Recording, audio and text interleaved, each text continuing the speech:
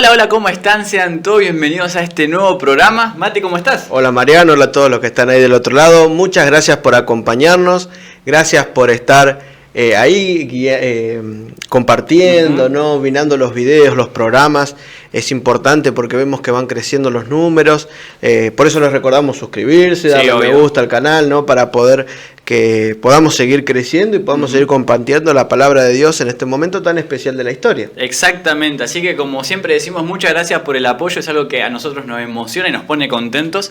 Pero bueno, vamos a ir directamente al punto, a ir directamente al grano. Así que, Biblia en mano, como siempre decimos, algo para anotar. Y vamos a ir al tema de hoy que trata de Daniel 11 y el comienzo del fin.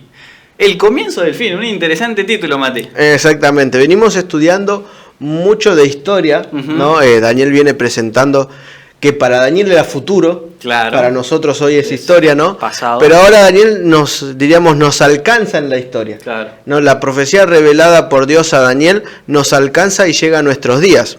Estos textos que estamos estudiando ahora, como podríamos decir, hoy acompaña más a los diarios de todos los días, claro, que a los libros de historia del pasado, ¿no? Bien, bien. Hemos llegado a un punto donde la profecía nos alcanza y también nos va a pasar, ¿no? Porque habla de lo que estamos viviendo ahora y de lo que viene todavía.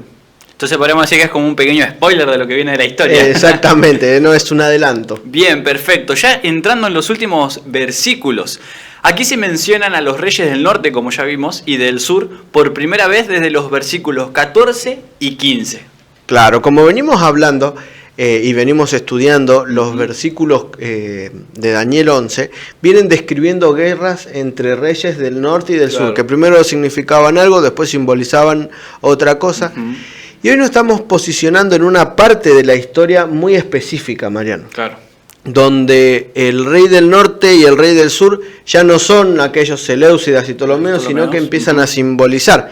Entonces, si tanto el rey del norte como el rey del sur son simbolismos, claro, todos los elementos que lo acompañan generalmente son simbolismos también. Bien. No podemos aplicar símbolo a una cosa y al otro, no, y al otro literal. Claro, tiene que ser una interpretación que acompañe a ambos elementos. Bien, perfecto. Todos los eventos descritos en Daniel 11, 40 al 45 ocurrieron de forma literal en la vida, experiencia y muerte de Cambises, el rey persa. Pero en este punto, en el curso de la profecía, ya no estamos tratando más con tiempos antiguos. Ahora estamos tratando con el tiempo del fin. Muy bien, estamos en la actualidad, ¿no? Podríamos decir. Y no es la primera vez que la Biblia o Dios utiliza esto, ¿no? Claro. Utilizar eventos que ya pasaron o figuras, ¿no? De algo que es conocido para explicar algo desconocido o que todavía no pasó. Entonces, este mismo principio se mantiene. Ahora ustedes van a ver que hay guerras entre ciertos países, ¿no? Claro. Entre ciertos reyes, pero sin embargo no hace alusión tanto a lo literal de este país geográfico, sino más bien a un simbolismo que se debe aplicar en la actualidad. Quiere decir que estamos llegando al periodo donde todo se está por terminar. Interesante, interesante. No solamente está terminando el seminario de Daniel, sino la historia, el tiempo y lo que le queda a este mundo, el transcurso de la historia. Vamos a seguir leyendo. Los poderes involucrados ya no son un rey persa literal y un rey egipcio literal. Estos se han convertido en símbolos de las potencias que actuarán en el tiempo del fin. Estas potencias son las que hemos identificado ya como el papado, el rey del norte, y el ateísmo en el rey del sur. Esto ya lo hemos identificado, ya tenemos un programa específico donde hablamos de esto. Así que hay algunas cosas que vamos a dar por sentadas, ¿no? Mientras vayamos definiendo y avanzando, y es por eso que les recomendamos y les decimos que, como siempre, que es importante que vayan a ver los programas que ya grabamos, que ya están, que una vez que salen de estreno, que ustedes los ven, quedan a su disposición en nuestro canal de YouTube para que ustedes lo puedan ver cuando ustedes quieran. Exactamente. Puedan pausar, adelantar, puedan hacer preguntas, nosotros les vamos a contestar, inclusive si tienen algo para anotar, está bueno para poder destacar algunos elementos importantes. Entonces, en base a esto vamos a leer el versículo 40 del estudio de hoy. Bien, pero al cabo del tiempo el rey del sur contenderá con él, y el rey del norte se levantará contra él como una tempestad, con carros y gente de a caballo y muchas naves, y entrará por las tierras e inundará y pasará. Muy bien. Entonces, dos elementos que es importante entender. Bien. En un mismo versículo tenemos al rey del norte y al rey del sur confrontados como no ocurría desde más o menos 30 versículos atrás, ¿no? Estos poderes ya no como los poderes que estaban literales en aquel entonces, sino como simbolismos, se vuelven a enfrentar. Y como ya hablamos, vamos a estudiar y vamos a decir el porqué, la interpretación que se le da, claro, ¿no? Entonces hay dos elementos importantes, Mariano. Sí. El rey del sur arremete contra el rey del norte. Exacto. Ahora, el contraataque es mucho mayor del rey del norte se nota, que lo que el rey del sur pudo lograr. Si bien fue un ataque donde contenderá contra él, lo va a herir, o sea, va a haber una que ya vamos a estudiar. Sí, sí. Cuando se levante el rey del norte, va a ser como una tempestad, dice, claro, ¿no? Y pasará, inundará y no quedará nada. Esto es algo interesante. Esto que me demuestra como que el poder del norte tiene más poder, más fuerza que el del sur, ¿no? Ahora, lo que vamos a hacer un poquito es redefinir y definir quién es el rey del sur en este periodo y quién es el rey del norte. A esto nos vamos a dedicar en el programa de hoy. Perfecto. ¿No? Y sobre todo hay algo interesante y es algo muy importante, es que en medio de todo esto el pueblo de Dios tiene que cumplir una misión. Exactamente. Porque de nada alcanza saber quién es el rey del norte y el rey del sur si nos quedamos de brazos cruzados. No, hay que empezar a actuar, hay que moverse. Exactamente. Entonces, ¿quién es el rey del sur? El Egipto espiritual, según Apocalipsis 11:8, es el símbolo de Francia en la Tea Revolución Francesa. Entonces ya nos vamos actualizando un poquito más en la historia, ¿no? Egipto, que era los Ptolomeos, claro, que simbolizaban en el reino del sur en los primeros versículos, ahora ya tiene que ver algo más con el simbolismo del reino del sur y no tanto como la geografía del rey del sur. Claro. Algo y podríamos decir, un texto que nos da luz sobre esto es Apocalipsis 11, cuando habla acerca de... acá está hablando acerca de los dos testigos, que no es estudio para hoy, Mariano. No. Pero Apocalipsis 11:8 dice algo. Y sus cadáveres estarán en la plaza de la grande ciudad que en sentido espiritual se llama Sodoma y Egipto, donde también nuestro Señor fue crucificado. Fíjense qué interesante. Ahora, yo te pregunto, Mariano. Jesús. Sí. Porque cuando dice nuestro Señor es Jesús. Sí, o sea, ¿quién fue crucificado? Jesús. ¿Fue crucificado en Sodoma y en Egipto? Fue en Roma, si mal no lo recuerdo. Fue en Jerusalén, en ¿no? Jerusalén, ahí en Israel, por el Imperio Romano. O sea que ni el Imperio Romano, ni Sodoma, ni Egipto estaban acá, pero sin embargo, ¿por qué dice que acá el Señor fue crucificado en Sodoma y en Egipto? Y vamos a averiguarlo. Y es porque el mismo principio, estamos hablando de simbolismos, representaciones, ¿no? Se dice algo para representar otra cosa. Exacto. Entonces, ¿cuál es la gran ciudad? Bien, la gran ciudad acá se menciona Francia, que es nación que se manifestó al final del periodo de los 1260 años. Ese periodo es el 1260 años, tiempos y medio tiempo, que si ustedes no recuerdan, en el programa anterior lo vimos, y hay un programa específicamente que habla de este periodo, por qué se aplica a donde se aplica y por qué dónde empieza y dónde termina. Entonces,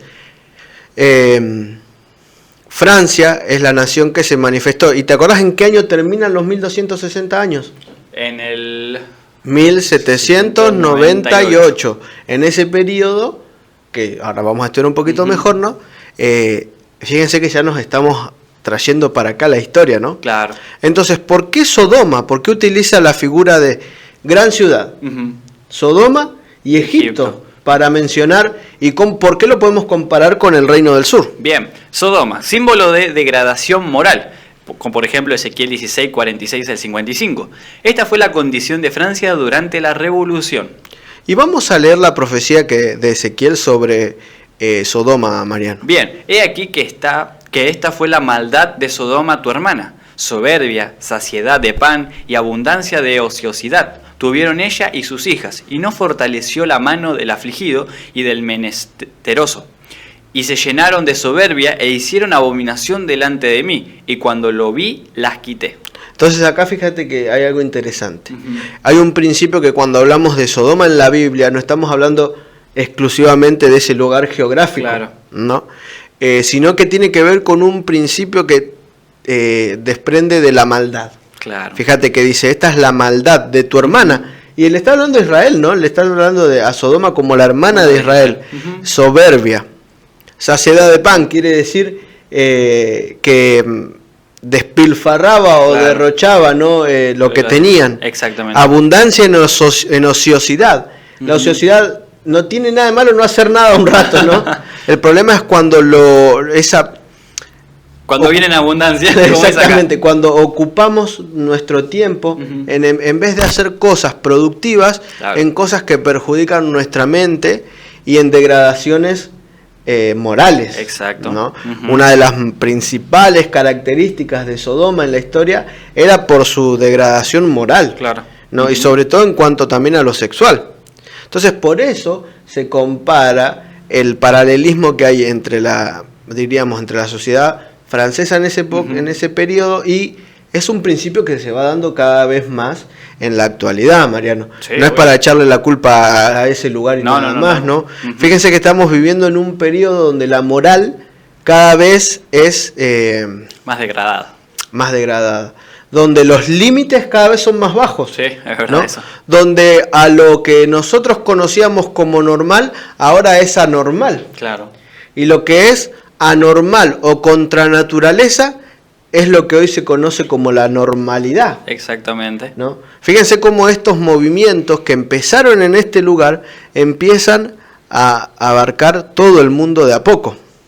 Entonces, por un lado tenemos que el reino del sur hace alusión a un principio que tiene que ver con esta degradación moral, con estos pensamientos en contra de Dios, ¿no? Son filosofías, movimientos de pensamientos que, en otras palabras, podríamos decir, describen que importa más lo que yo quiero y lo que a mí me parece que lo que Dios quiere de mí o de lo que Dios me pide. Exactamente. ¿no? También en ese versículo de Apocalipsis lo comparaba a Egipto. Exactamente. Este país fue conocido por su obstinada negación de la existencia del Dios verdadero y por desafiar sus órdenes, en Éxodo 5:2. Estas actitudes fueron características de los dirigentes de la Revolución Francesa. Interesante, ¿no? Cómo a través de diferentes conceptos podemos armar una ejemplificación. Exacto. Entonces, fíjense, Éxodo 5:2 dice: Y Faraón respondió: ¿Quién es Jehová para que yo oiga su voz y deje ir a Israel? Yo no conozco a Jehová, ni tampoco dejaré ir a Israel. Y así también le fue ¿no? El Faraón. Y recordando un poquito, este es en el contexto de las plagas, ¿no? Exacto. Moisés le dijo al Faraón: deja ir a mi pueblo, ¿no? Para que podamos ir a adorar al Señor. Y el Faraón le dijo: ni ahí. Básicamente. ¿no? En otras palabras. Sí. Pero no es solamente no ir en contra de Moisés, ¿no? Sino que acá hay palabras que van más allá. Claro. Porque fíjense que varias veces y a través de varias plagas, ¿no? Dios le fue advirtiendo al Faraón que quién era el verdadero Dios. Y sin embargo, el Faraón en su cabezadurez, ¿no? Siempre se interpuso ante este pensamiento de decir: el Señor es más importante que yo. Claro. ¿no? Fíjense que muchas veces nos pasa hoy en la actualidad, donde para lo último dejamos a Dios. Claro, ¿no? es verdad. ¿Quién es este Dios para que yo lo obedezca? ¿no? ¿Quién es Jehová para que yo oiga su voz? Yo no lo conozco, dice, no sé quién es. Claro. ¿no? Y eso pasa muchas veces también, Mariano, cuando hacemos de Dios un ser celestial, exterior, claro, externo y lejano. Claro. ¿no? Cuando, sin embargo, la Biblia habla constantemente de un Dios que está cercano a nosotros. Exactamente. Un Dios que nos ve como hijos, ¿no? Un Dios que quiere lo mejor para nosotros. Y de esto se trata también estos movimientos filosóficos, de distorsionar la imagen de Dios, ¿no? Y querer decirnos a nosotros que Dios es malo, egoísta, que solamente quiere adoración, cuando sin embargo lo único que quiere es volver a juntar eso que rompió el pecado, ¿no? Una relación con su creación. Con su creación. Entonces es interesante entender que en este periodo va a haber varios elementos que van a hacer que, podemos decir, el pueblo de Dios esté en jaque. Claro. Que la verdad, la palabra de Dios, el Evangelio, esté en movimiento, diríamos, ¿no? Esté en movimientos tenebrosos. Pero ¿de quién depende mantener esa verdad? ¿De quién depende predicar la verdad? De nosotros. de nosotros. Si nosotros los que conocemos nos quedamos callados, ¿quién va a hablar? Cristo dijo que hasta las piedras van a hablar si era necesario. Pero con todo el conocimiento que tenemos, claro, tendríamos que empezar con las a hablar. Tecnologías que tenemos, Mariano, ¿es necesario llegar a ese punto? Y no, hoy en día no, más como dijiste, Mati, con las tecnologías que tenemos en nuestra casa, con el celular, que con un simple mensaje podemos llegar hasta el otro lado del mundo. Hay que empezar a predicar, hay que empezar a cumplir esa misión, que ya vamos a verlo más adelante. Exactamente, entonces, avanzando con la interpretación del versículo. Bien, el Jesús crucificado. Jesús fue crucificado nuevamente en los términos filosóficos y expresiones religiosas de esta ideología de corte egipcio, que ha sido perpetrada por las revolucionarias Francia y Rusia. Muy bien, entonces habla otra vez de una crucificación, pero no una literal, crucifixión literal, claro, sino entender que esta crucifixión se viene a través de la negación de Dios, ¿no? Claro. Esto de que Dios no existe. Fíjate cómo lo describe Pablo en Hebreos 6:6. Y recayeron, sean otra vez renovados para arrepentimiento, crucificando de nuevo para sí mismos al Hijo de Dios y exponiéndole a vituperio. Y acá les está hablando a los mismos judíos y les está hablando de una recaída. Quiere decir que crucificaron una vez, ¿no? Sí. Y ahora recayeron. ¿Saben? Cuando nosotros desobedecemos a Dios o nos rebelamos contra el Señor, es una nueva manera de crucificar al Señor, claro, ¿no? Sí, sí. Y quizás no a veces no comportándonos mal, sino no dándole el valor necesario a la cruz. Exacto. ¿Y cómo se ejemplifica esto? Mira, Mariano, muchas veces he hablado con personas que me dijeron, no, pero orá vos que por ahí Dios te escucha más a vos. Claro, sí, sí. O no, esto que yo hice, Dios no me lo puede perdonar porque es muy grave. Claro. ¿No? O no, estoy haciendo tal cosa que prefiero no dejarla porque me gusta más que Dios. Claro. ¿No? Todas estas son maneras, podríamos decir, de volver a crucificar a Cristo. Sí, es verdad. En otras palabras, es poner en primer lugar el yo antes que Dios. Exactamente. ¿No? Estamos en una etapa de la historia, en un periodo donde Satanás está utilizando todas sus fuerzas para justamente esto, para que dejemos a Dios de lado. Claro. Para que nuestro énfasis, nuestros objetivos, nuestras fuerzas, esté todo posicionado en cualquier cosa menos en Dios. Menos en Dios y en cumplir con la misión que tenemos que cumplir, Mariano. Exactamente. El rey del sur. Debemos evitar concebir al rey del sur en este pasaje literalmente como la Francia o Rusia territorial. Más bien podemos verlo como la incorporación de algunas ideas sobre el tema de la religión presentes en la filosofía de estas potencias. El humanismo racionalista, que lleva al ateísmo o agnosticismo, sentaría muy bien con las acciones y actitudes del rey del sur.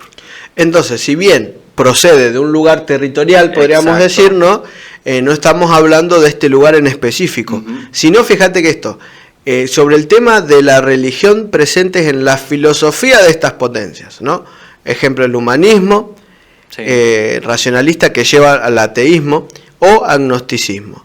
¿Qué quiere decir? Que no solamente se trata de este territorio en sí, claro, sino lo que sucedió y cómo impactó esto en la sociedad. Okay. ¿No?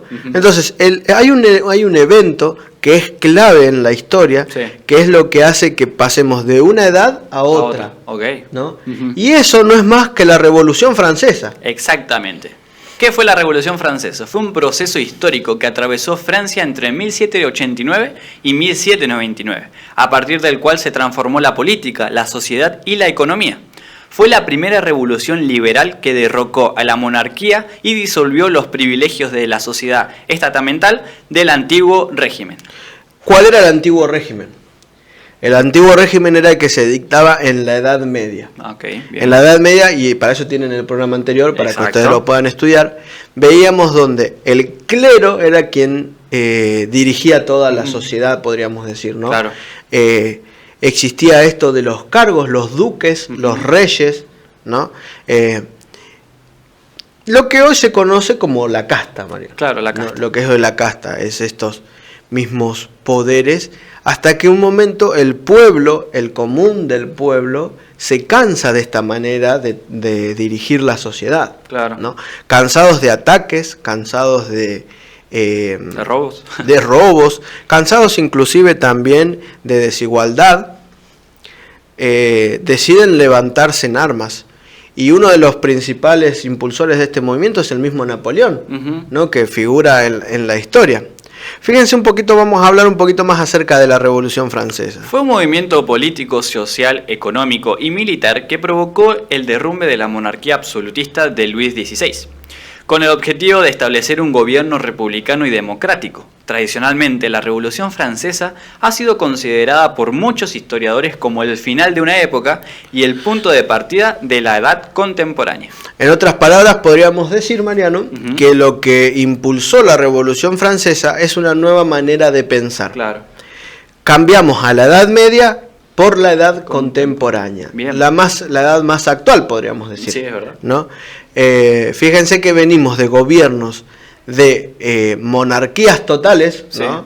Con los reinados, con los principados, y ahora queremos cambiar de una monarquía a un poder democrático. Claro. ¿No? Entonces, ya ahora no importa lo que dicen los reyes, No. no importa lo que dice el clero, importa lo que dice el pueblo. El pueblo Claro. es el que manda, ¿no? Exactamente. A la voz de lo que tu corazón dicte, ¿no? Claro, sí. Empecemos a rebelarnos contra la monarquía.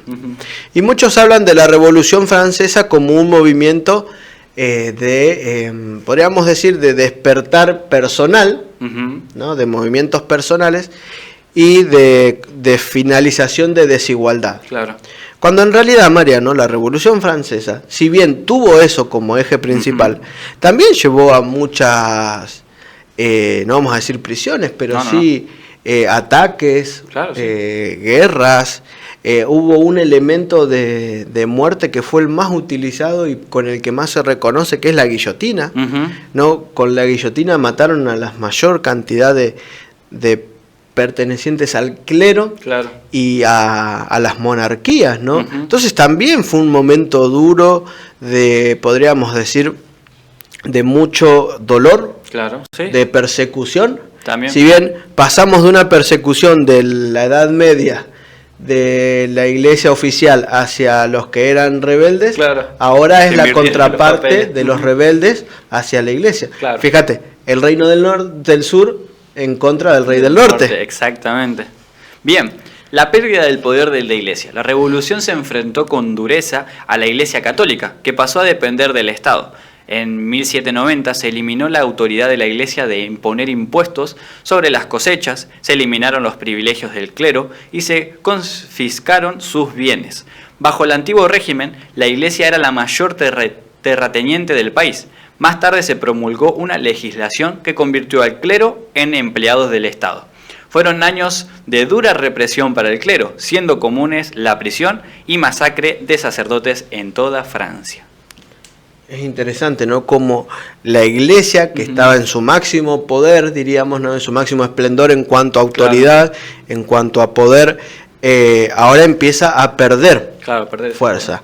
Empieza a perder fuerza, Mariano, y esto estaba profetizado ya. Obvio. Esto no es algo nuevo, ¿no? Pero hablando un poquito de la historia, todos aquellos que eran los grandes terratenientes, todos aquellos que eran los grandes maestros, todos aquellos que eran las personas de mayor influencia, de un día para el otro perdieron todo eso. ¿Verdad? El pueblo se rebeló y empezó a atacar a los que lo atacaban. Entonces fíjate que en realidad no sé si fue tanto una liberación como más una venganza. Creo que tiende más una venganza de todo. Exactamente, ¿no? Se derramó mucha sangre. Y no hablamos mucho de esto en la historia. Quedamos con que la Revolución Francesa nos liberamos todos y listo, ¿no? Claro, sí. Pero en realidad, de parte de los revolucionarios, fueron años de dura represión, dice, para el clero, siendo comunes la prisión. Y fíjense la masacre de sacerdotes, sí, ¿no?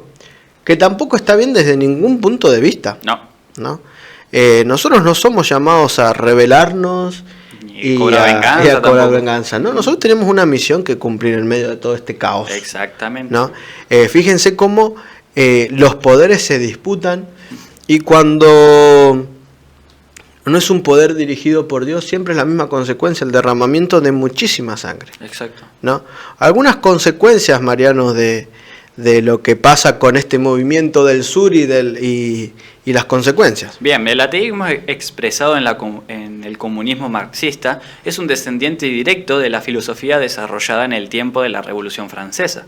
Esto encaja muy bien con las acciones antibíblicas y los sentimientos expresados a la altura de la Revolución Francesa, que fue de 1789 a 1793, en la que la Biblia fue rechazada por favorecer a la diosa de la razón. Exactamente. Entonces, ahora lo que importa es la razón. Claro. Antes, generalmente todo iba guiado por la Biblia, ¿no? Uh-huh. Si bien no estaba bien guiado, no. La guía era la regla que instruía todo. Pero ahora dice, no, acá no importa la Biblia. Acá lo que importa es la razón. La razón. Uh-huh. ¿No? Se despertan movimientos donde empezamos a pensar más en nosotros mismos, claro, y a ponernos a nosotros como el centro del universo y quitar a Dios como el centro. Exactamente. ¿No? Y uno dice, bueno, estos estuvieron en contra de la iglesia oficial, ¿no? Entonces quiere decir que estos fueron utilizados por Dios. Y fíjense qué fácil es equivocarse, ¿no? Porque claro, en realidad todos estos pensamientos filosóficos que se despiertan de estos lugares no hacen más que también quitarle a Dios el lugar, claro, al que Él le corresponde. Exactamente, ¿no? Sacan a Dios de la ecuación directamente. Exactamente, quitamos a Dios de nuestra vida. Uh-huh. O Satanás utiliza esto, ¿no? Los extremos. Figurando así. O lo tergiversamos y hacemos lo que a nosotros nos parece, o lo sacamos del medio. Directamente, ¿no? Sí. De una manera u otra están atacando y estamos nosotros en el medio. Exacto. ¿No? O sea, nosotros, aquellos que quieren ser verdaderos cristianos y seguir la verdad a pesar de todo, ¿no? Exactamente, sí. Pero siempre pienso en lo mismo, Mariano. Uh-huh. Si nosotros que conocemos esta verdad nos quedamos callados, ¿quién va a hablar? Claro. Si nosotros no hacemos nada con lo que sabemos, ¿cuánto más vamos a retardar la venida de Cristo? Sí. ¿No? Qué buena pregunta. Ahora, el versículo hablaba de un rey del sur que arremetía contra el rey del norte y el rey del norte que respondía o que contraatacaba, ¿sí? No vamos a hablar del contraataque, sí, sino cómo toma el reinado del norte, claro, que ya sabemos quién es, este periodo. Bien, ¿qué sucede entonces con el rey del norte durante este periodo? Es decir, hasta 1798, cuando ya no podría seguir actuando como antes, ¿no? En esta herida mortal que aparece. Fíjate que en 1790 empieza a perder la autoridad. Sí. Hasta 1798, que es cuando el general Berthier, que ya eso lo compartimos muchas veces, general de Napoleón, secuestra al Papa y lo que hace es le hace perder esa importancia que tenía, claro, esa capacidad de dirigir todo. Podríamos decir entonces que en este periodo, entre 1790 y 1798, el papado, ¿sí? La Iglesia Católica como iglesia oficial del Estado, sí, ¿sí? Recibe una herida mortal. Uh-huh. ¿Por qué una herida mortal? Porque parece que ya pierde todo su poder, ya pierde toda su autoridad. Ahora, ¿esto es casualidad, Mariano? Sí, no creo que sea casualidad. Nada es casualidad. Y Apocalipsis 13 relata un momento muy especial. Y la bestia que vi era semejante a un leopardo, y sus pies como de oso, y su boca como de boca de león. Y el dragón le dio su poder y su trono, y grande autoridad. Vi una de sus cabezas como herida de muerte, pero su herida mortal fue sanada, y se maravilló toda la tierra en pos de la bestia. Y adoraron al dragón que había dado autoridad a la bestia, y adoraron a la bestia, diciendo, ¿quién como la bestia y quién podrá luchar contra ella? Fíjense, es interesante esto. El mismo principio que está en Apocalipsis está en Daniel. Sí. En Daniel dijimos que cuando se describía alguna bestia, simbolizaba algún poder o alguna autoridad o algún movimiento político o religioso. Sí. ¿No? Ahora, empezamos a describir a una bestia de ciertas maneras acá, sí, en Apocalipsis, pero dice, tuvo una herida mortal, pero ¿qué pasó? Fue sanada. Fue sanada. Entonces, en Apocalipsis 13 nosotros encontramos dos bestias, una que sale del mar y otra que sale de la tierra. La bestia que vemos ahora es la que sale del mar. Claro.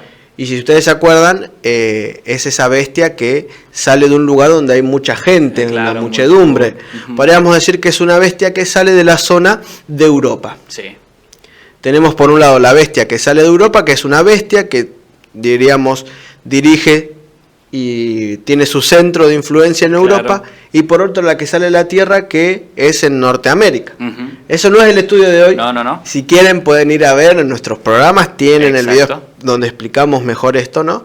Pero esta bestia que surge de Europa no es más que también este rey del norte. Exactamente, sí. Que sufre claro. una herida mortal, pero que es sanada. Y fíjense que hay algo interesante en este versículo, porque dice que se maravilló toda la tierra uh-huh. en pos de ella. Ahora ya no solamente una parte del mundo, sino el mundo en su totalidad. Claro. ¿Y quién es el que le dio la autoridad? El dragón. El dragón. Si nos ponemos a pensar un poquito en la historia, sí. Y nos acordamos de Daniel, claro.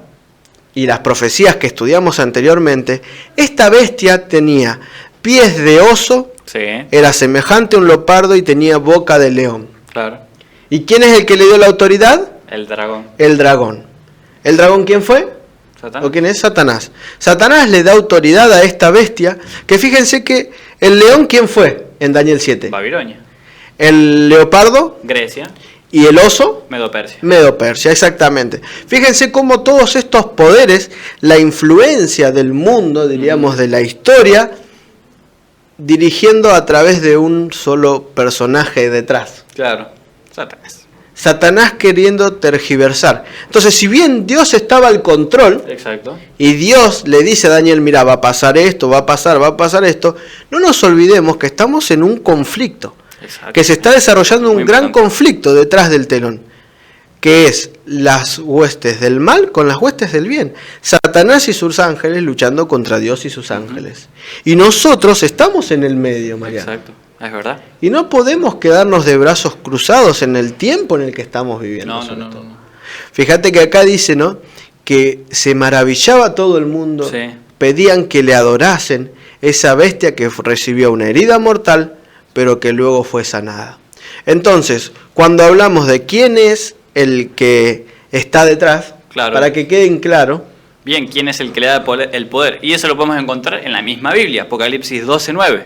Y fue lanzado fuera el gran dragón, la serpiente antigua, que se llama Diablo y Satanás, el cual engaña al mundo entero. Fue arrojado a la tierra y sus ángeles fueron arrojados con él. Interesante.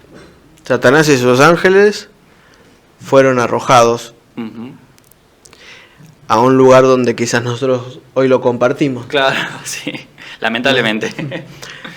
No es que fueron arrojados acá porque Dios dijo vengan acá, Claro. no, sino por la misma desobediencia de Adán y Eva, hicieron que Satanás hiciera de cuartel, claro, de cuartel el planeta Tierra, ¿no?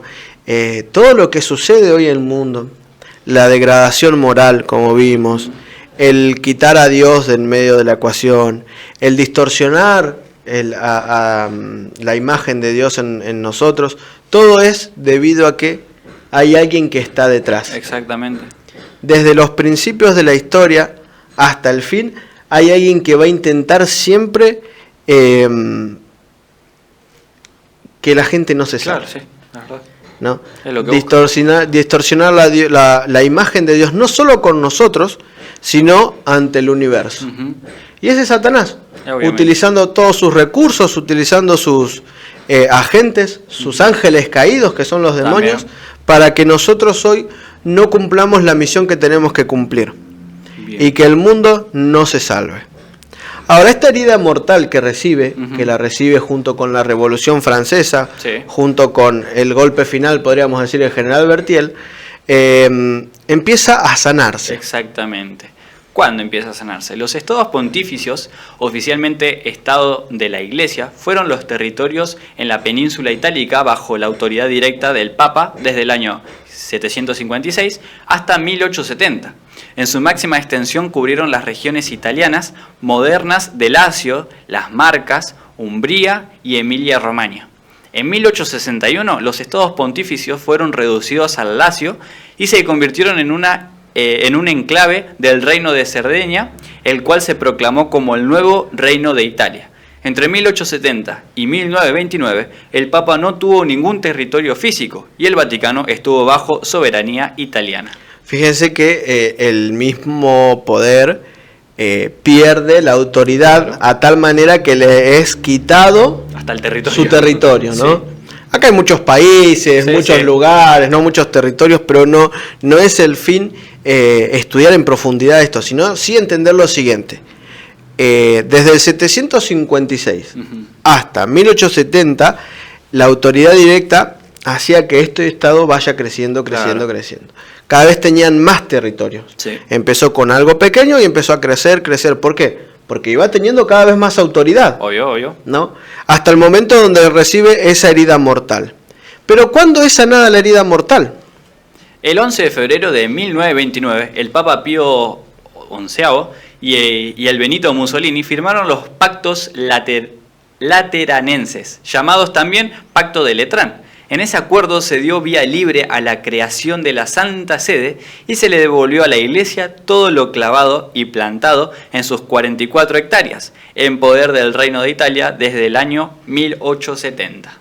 Muy bien, entonces desde del 11 de febrero de 1929 se le restaura el territorio, claro, al Papa. Y es lo que hoy conocemos como el Vaticano y su Estado, las 44 hectáreas que hoy tenemos. Son 44 hectáreas que hacen a un país.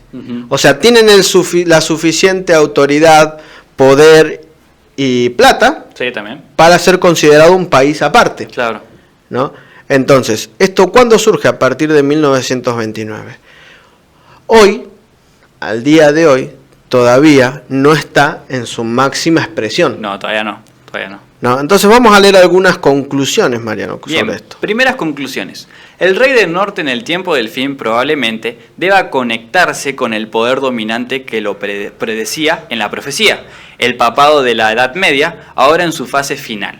El rey del sur, modelado bajo la actitud antijehovista del antiguo Egipto, se ajusta bien al movimiento moderno del humanismo racionalista que conduce al ateísmo o agnosticismo. Muy bien, entonces, el reino del norte todavía no está en su máxima expresión. Exacto.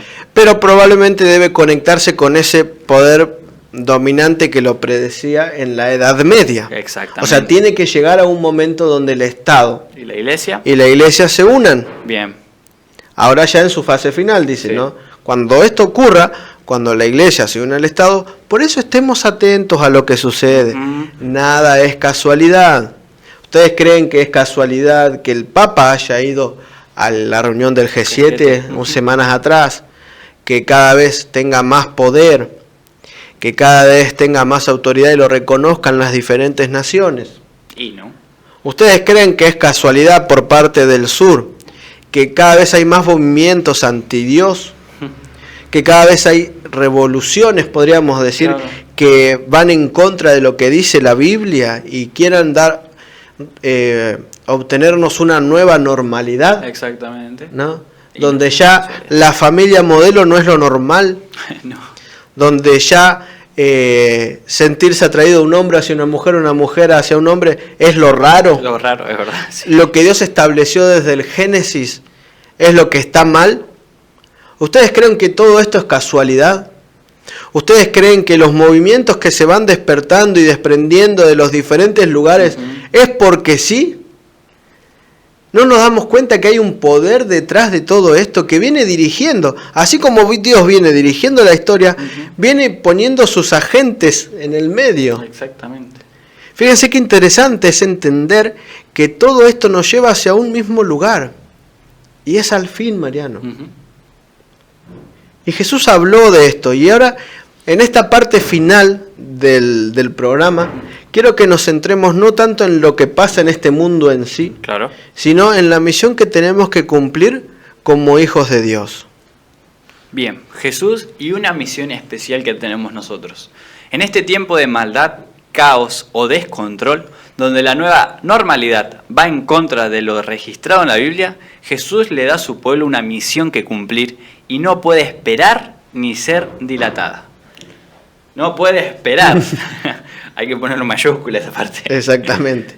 No tenemos tiempo que perder. Dios nos está dando una misión que cumplir. Y sí, es difícil. Sí, hay que aceptarlo. Y hay que vimos que el momento que más creció la iglesia fue en el momento de persecución allá en la iglesia primitiva. Dios utiliza medios para poder, para que el evangelio llegue a todo el mundo. Y yo no me acuerdo, no tengo registro de que Pedro le haya mandado un mensaje a Pablo para ver cómo estaba. No. O que Juan le pregunte a Santiago, el hermano de Jesús, cómo venía el tema del concilio, ¿no? Ellos se aventuraban y no tenían respuestas. Claro. A lo sumo una carta. Sí. Hoy en día tenemos una ventaja y una desventaja, también, ¿no? También, es verdad. Que es la tecnología. Pero fíjense que la misión es la misma, llevar el evangelio a todo el mundo. Entonces, ¿vamos a seguir los mismos métodos de Pedro y Pablo cuando tenemos nuevos métodos que poder alcanzar hoy? Y no, hay que utilizar los nuevos métodos. Tenemos que optimizar al máximo la predicación. Y una de las maneras es la tecnología. ¿Sí? Ahora, yo les pregunto, ¿ustedes creen que esta manera de predicar, va a poder ser hasta que Cristo venga? ¿O va a haber un periodo donde ya aquellos que hablemos de cosas que al Estado y la Unión les incomoda, nos empiecen a cancelar? Sí, obviamente. Capaz que terminan los programas. Seamos realistas y conscientes. Es ahora el momento de llevar adelante la predicación. Totalmente. Mañana puede ser muy tarde, no porque venga Cristo solamente, no, porque sino porque no sabemos cómo se van a ir desarrollando y la velocidad. Todo nos va demostrando que el proceso que vamos realizando en la historia va hacia un mismo desenlace. Entonces tomemos cartas en el asunto y trabajemos para Cristo, que es lo que Él nos pidió. Exactamente. ¿Y dónde lo podemos encontrar esa misión que tenemos que hacer? En la Biblia directamente. Mateo 10, 7 al 8. Y yendo, predicad diciendo, el reino de los cielos se ha acercado. Sanad enfermos, limpiad leprosos, resucitad muertos, echad fuera demonios. De gracias recibisteis, dad de gracias. Es interesante acá porque acá hay una misión que tienen que cumplir los discípulos, ¿no? Y sobre todo en este caso una misión especial que es una misión que se le da a los 70, ¿no? Sí. Son los primeros apóstoles, son los primeros enviados. Dice, yendo, predicad. ¿Y qué es lo que predicaban? El reino de los cielos se ha acercado. ¿Saben? Mateo utiliza el término reino de los cielos para representar el reino de Dios, ¿no? Dice de los cielos porque la cultura judía no nombraba la palabra Dios. Claro. Entonces reemplaza a Dios con cielos. En otras palabras, el reino de Dios se ha acercado. Y era real, era verdad. Sí, era verdad. Cristo estaba ahí entre ellos, ¿no? Entonces, la predicación hoy no es muy diferente a la de aquellos días. El reino de Cristo se ha acercado. El reino de Cristo, cuando vino a la tierra por primera vez, se instauró el reino de gracia. Claro. A través de la muerte de Cristo. Pronto se va a instaurar el reino de gloria, cuando Cristo venga en gloria a buscarnos por segunda vez. Pero en medio de eso tenemos una misión que cumplir.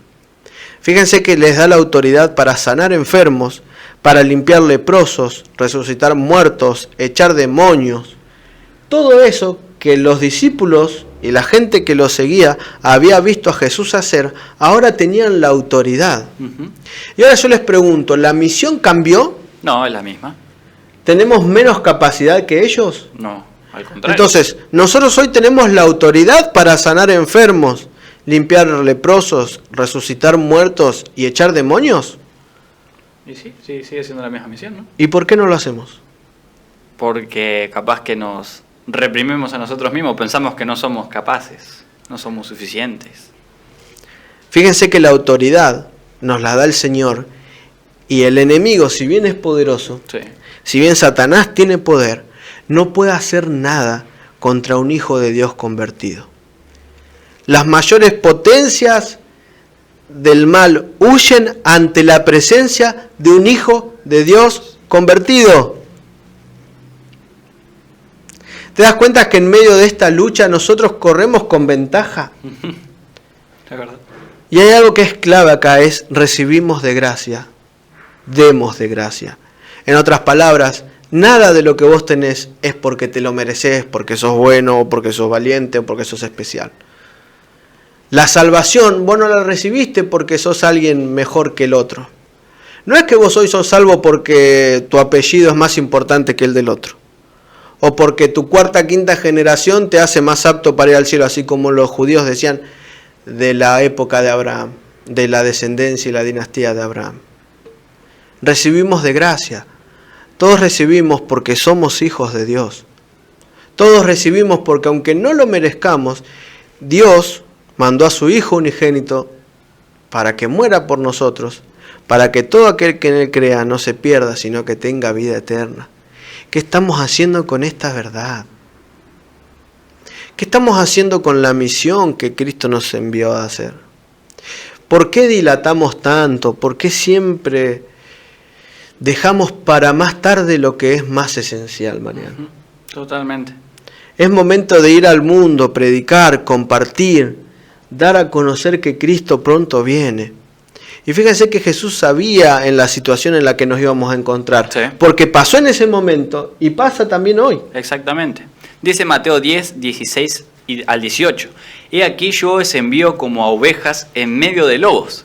Sed pues prudentes como serpientes y sencillos como palomas. Y guardaos de los hombres, porque os entregarán a los concilios, y en sus sinagogas os azotarán.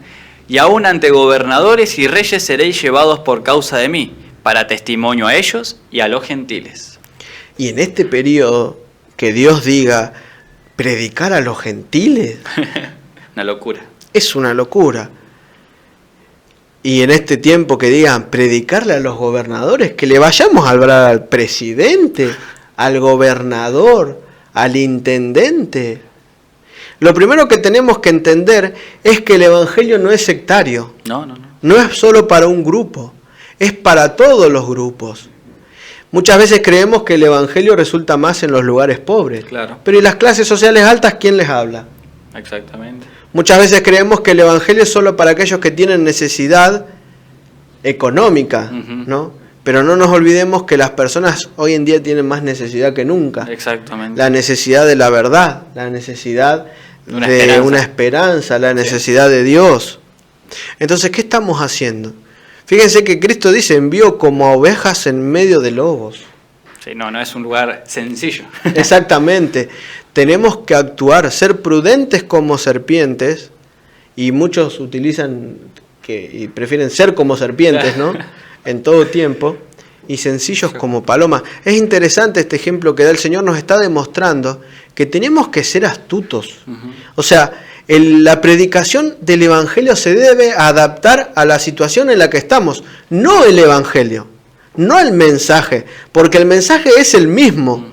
Lo que debemos adecuar son las formas de predicar, los métodos que utilizamos. Exactamente, utilizar diferentes métodos dependiendo del lugar. Obvio. No vamos a alcanzar a todos de la misma manera, ¿no? Los agentes del mal son más astutos que nosotros al momento de predicar. Exacto. ¿No? Entonces, ¿qué estamos haciendo? ¿Por qué utilizamos siempre la misma manera? Dios nos está dando la clave del éxito acá, ¿no? Es verdad. Nos está diciendo, miren, no va a ser sencillo. Quizás tengan enfrente 10-1 en desventaja, pero confíen porque yo estoy adelante de ustedes. Yo les doy la autoridad, Él nos dio la autoridad para trabajar. Y no tenemos que dudar de que Dios está a nuestro lado. No podemos dudar de que Dios sigue a nuestro lado. Así como lo estuvo al principio, lo va a estar hasta que Él vuelva. Entonces, ¿para quién es el Evangelio? ¿Para algunos? No, para todos. Es para todos. Entonces, ¿a quién debemos predicar? ¿A algunos? A todos. A todos. Y fíjense qué dice. Mas cuando os entreguen, no os preocupéis por cómo o qué hablaréis, porque en aquella hora os será dado lo que habéis de hablar. Porque no sois vosotros los que habláis, sino el Espíritu de vuestro Padre que habla en vosotros. Me hizo acordar mucho a la historia de Egipto, Cuando Moisés está ahí diciendo, pero yo soy tartamudo, no sé qué decir. No, tranquilo, yo te voy a dar las palabras justo para hablar a un poder, ¿no? Al faraón, que era en ese momento como el presidente, podríamos decir, el lugar. Y ¿sabes qué me pasó, Mariano? Muchas veces me comentaban de este versículo y decían, entonces, ya está, no leo la Biblia, no me comunico con Dios. Total, me van a decir directamente. Entonces, en su momento, Dios se me va a apoderar y me va a hacer decir cosas que nunca aprendí. Claro, no. ¿Es así? No, claramente no. Es como querer ir a rendir un examen sin haber estudiado y querer acordarme de lo que no estudié. Está medio difícil acordarse de algo que nunca viste. Exactamente. Entonces, ¿de esto se trata este versículo? No, sino que se trata de que muchas veces nosotros nos preocupamos. Y fíjense que acá habla de que cuando los entreguen, y fue lo que pasó con ellos, ¿sí? Y es lo que va a pasar, y lo que pasó en la Edad Media. También. Y posiblemente iba a pasar en el tiempo del fin. Exacto. No os preocupéis por cómo o qué hablaréis. Muchas veces he hablado con personas que dicen, no sé qué me pasó, dice, pero dije unas palabras que no sé de dónde salieron. Sí, pasó. ¿No? Pasa. Ese es el Espíritu Santo. Dios no nos deja solos. Nosotros tenemos que cumplir una misión. Exacto. Pero nos tenemos que preparar previamente. Obviamente. No nos vamos a acordar de cosas que nunca estudiamos. Y muchas veces creemos que no somos lo suficientemente instruidos para poder hablar con alguien, ¿no? O que las palabras no nos salen. Deja que Dios se encargue. Vos proponete en tu corazón cumplir la misión que Dios te dio. Y deja que Dios se encargue del resto. Deja que Dios se encargue de poner las palabras en tu boca que son necesarias en el momento más preciso.